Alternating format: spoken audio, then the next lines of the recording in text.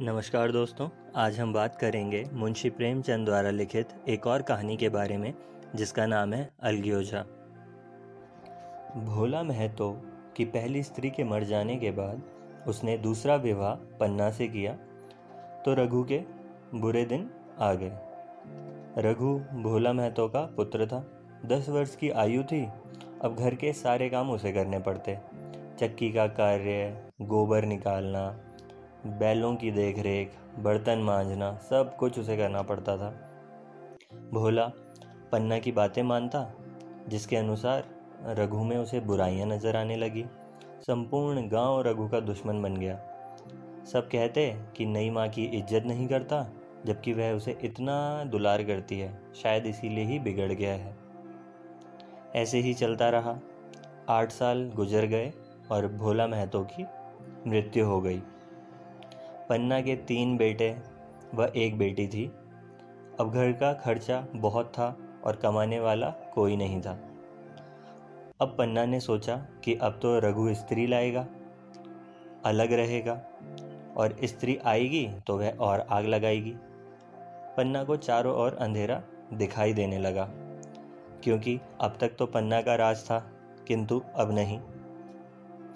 एक दिन वह देखती है कि उसके बच्चे रघु के साथ खेल रहे थे। उसे विश्वास न हुआ, बच्चों को बुलाने लगी, क्योंकि वह रघु को अच्छा न मानती थी। रघु ने कहा, मैं ही तो हूँ काकी, इतना क्यों डरती हो? पन्ना का बेटा बोला, रघु दादा ने हमारे लिए गाड़ियाँ बनाई हैं और हम इसमें अब खेलेंगे। पन्ना सोच रही थी कि यह वही रघु है या कोई और। सब बच्चे खुश थे। कल घर में नई गाय भी आएगी। रघु अपनी मोहर बेचकर गाय भी लाने वाला था। पन्ना का मन अभी भी यह बात नहीं मान रहा था। रघु बोला, बच्चों के खाने पीने के दिन तो यही है ना काकी। अब पन्ना को रघु पर विश्वास आया और बोली, गहने बेचने हैं तो मेरे बेच दो। किंतु रघु मना कर देता है और कहता है कि मर्दों का क्या है, वो मैं मोहर पहने या ना पहने। ऐसे ही अब 5 साल गुजर जाते हैं। रघु जैसा मेहनती, ईमानदार और बातों का धनी व्यक्ति संपूर्ण गांव में न था। 23 साल का वह हो गया था। पन्ना उसे कहती कि विवाह कर लो, किंतु रघु नहीं चाहता था कि वह विवाह करे और उसका घर टूटे। पन्ना उसका विवाह मुलिया से करा देती है। अब मुलिया जब रहने लगी तो वह सोचती थी कि मेरा शौहर दिन भर काम करता रहता है और पन्ना रानी बनकर घर में बैठी रहती है और उसके लड़के रईसजादे बने घूमते हैं। अब इस बात को लेकर मुलिया और रघु के बीच बहस हो जाती है और रघु को जिस बात का डर था वह स्थिति अब प्रारंभ हो चुकी थी। अब मुलिया का अहम पन्ना से टकराने लगा। मुलिया ने अब पन्ना को परेशान करना प्रारंभ किया और एक दिन तो उसने खाना भी ना बनाया। केदार, जो पन्ना का पुत्र था, वह समझ रहा था। उसने पन्ना से कहा कि माँ, अब भाभी तुम्हारे साथ नहीं रहना चाहती। समय बीता, दशहरे का त्योहार आया। सबको मेला जाना था, मगर सारे पैसे तो मुलिया के पास थे। सब कुंजियाँ उसके पास रहती थी। रघु ने मुलिया को कहा, बच्चों को 2-2 पैसे दे दो। मुलिया ने मना कर दिया।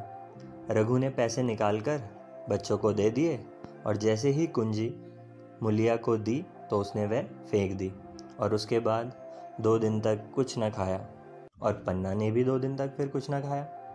अब रघु कभी पन्ना को मनाता तो कभी मुलिया को मनाता। आखिर उसने मुलिया से पूछा, तू चाहती क्या है? मुलिया ने कहा, मुझे घर पहुंचा दो। रघु ने कहा, ठीक है, उठ, खाना बना, मैं पहुंचा देता हूँ। मुलिया गुस्सा हुई और बोलने लगी कि बस यह सब तुम्हें काकी ने ही सिखाया होगा। अब यहाँ पर मुलिया ने अलग रहने की बात कर दी। उसने कहा, अब मैं बहुत झेल चुकी, अब मुझसे नहीं झेला जाता। रघु यह सब सुनकर सन्नाटे में आ गया। वह सोचने लगा कि जिन लोगों के साथ मैं बचपन से रहा, जिस काकी ने मुझे पाला, अगर मैं उन सबको ही छोड़ दूंगा तो गांव वाले क्या बोलेंगे कि पिता के मरने के बाद कुछ समय भी ना निभा पाया। उसने मुलिया से कहा, मैं अपने भाइयों से अलग हो जाऊं? कहीं मुंह दिखाने लायक रहूँगा क्या? मुलिया ने कहा, मुझसे तो साथ अब निभा न होगा। रघु ने कहा, अलग हो जा फिर। मैं घर वालों से अलग नहीं रह सकता। जिस दिन घर में 2 चूल्हे जलेंगे, मेरे कलेजे के भी 2 टुकड़े हो जाएंगे। हो सकता हो तो तुझसे कोई काम न करवाता, पर क्या करूं, यह मेरे बस में नहीं है। और अलग होने को तू मत कह, मैं तेरे पैर पड़ता हूँ। तो मुलिया ने कहा, तो वो मुझ पर धौंस क्यों जमाती है? अपने बच्चों को पाल रही है तो इसमें क्या बड़ी बात है? मुझ पर धौंस जमाना बंद करे। पन्ना बाहर यह सारी बातें सुन रही थी। उसने रघु से कहा, यदि वह अलग होना चाहती है तो ज़बरदस्ती क्यों करता है? भगवान की दया से तीनों लड़के अब सयाने हो गए हैं और अब कोई चिंता नहीं। रघु ने आंसू भरी आंखों से पन्ना को देखकर कहा, काकी तू पागल हो गई है क्या? 2 रोटियां होते ही 2 मन हो जाते हैं। पन्ना कहती है, जब वह नहीं मानती तो तुम क्यों लगे हो? तुमने जो मेरे बच्चों के लिए किया वह मैं कभी नहीं भूल सकती। तुम ना होते तो इनका क्या होता? जीवन भर मैं तुम्हारे जस गाऊंगी। मेरी खाल तुम्हारे जूते बनाने के काम आए तो खुशी से दे दूं।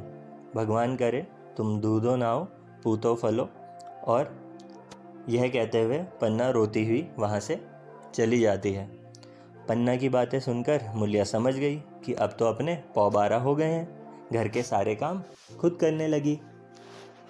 मुलिया ने खाना बनाया, पन्ना ने भी अलग से खाना बनाया, पर रघु ने तो खाना खाया ही नहीं। अब जब पन्ना के बच्चे घर आ जाते हैं तो वह पूछते हैं कि भैया को खाने के लिए बुलाएं, पर पन्ना कहती है कि उसकी बहू ने तो अलग चूल्हा जला लिया है। ऐसे में तीनों लड़के खाना खा लेते हैं और आम के बाग में आम चुनने चले जाते हैं। बहुत लू चल रही होती है। रघु सोचता है कि आज तो काकी ने बच्चों को खाना भी खिला दिया और मुझे पूछा भी नहीं। वह सोच रहा था कि बच्चे लू से बीमार न हो जाएं, पर वह उन्हें कुछ नहीं कहता। मुलिया यह सब देखने के बाद रघु के पास आकर कहती है, देख लिया, अपने बच्चों को तो उन्होंने खूब खिलाया, पर तुमसे न पूछा। रघु इस बात पर चिढ़ गया। उसने कहा, मुझे लगता था कि घर के टुकड़े ना होंगे, पर तूने तो कर दिखाया। रघु को काकी का यह व्यवहार भी थोड़ा सा अजीब लगा। उसे उनसे ऐसे व्यवहार की आशा बिल्कुल ना थी। अब 5 साल गुजर गए। रघु 2 लड़कों का बाप था। केदार की उम्र 19 हो गई थी।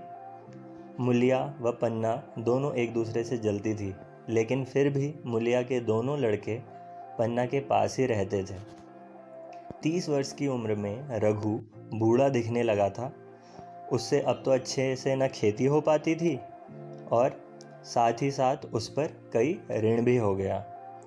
चिंता भी थी। सोचता था कि अगर हम सब साथ रहते तो मेरा बोझ कुछ हल्का होता और अच्छे से जीवन यापन होता। अब उसे धीमा धीमा ज्वर रहने लगा।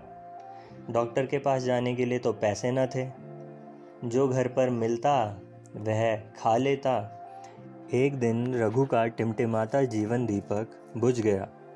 अब मुलिया का जीवन अंधकार में हो गया। गांव वाले उसके लिए बुरा भला कहने लगे। वे कहने लगे कि इसे अपने ऊपर बहुत घमंड था और अब इसे अपने कर्मों का फल मिल गया है। किंतु पन्ना ने अब उसे संभाला। 5 साल गुजर गए।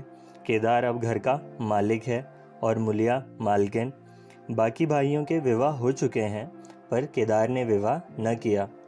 पन्ना समझ चुकी थी कि केदार मुलिया को पसंद करता है।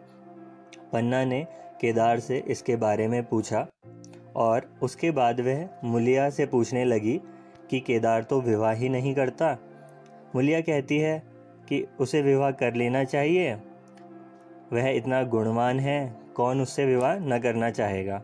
तो पन्ना उसे बताती है कि उसे तेरे सिवा और कोई नहीं भाता। मैं उसके मन की बात जानती हूँ। विधवा होने के शोक से मुरझाया हुआ मुलिया का पीत बदन अब कमल की भांति अरुण हो उठता है।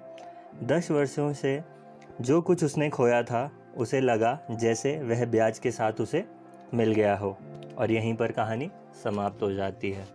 इस कहानी में प्रेमचंद दिखाते हैं कि ग्रामीण भारत में सामाजिक सुरक्षा संयुक्त परिवार से ही मिल सकती है, किसी और व्यवस्था से नहीं।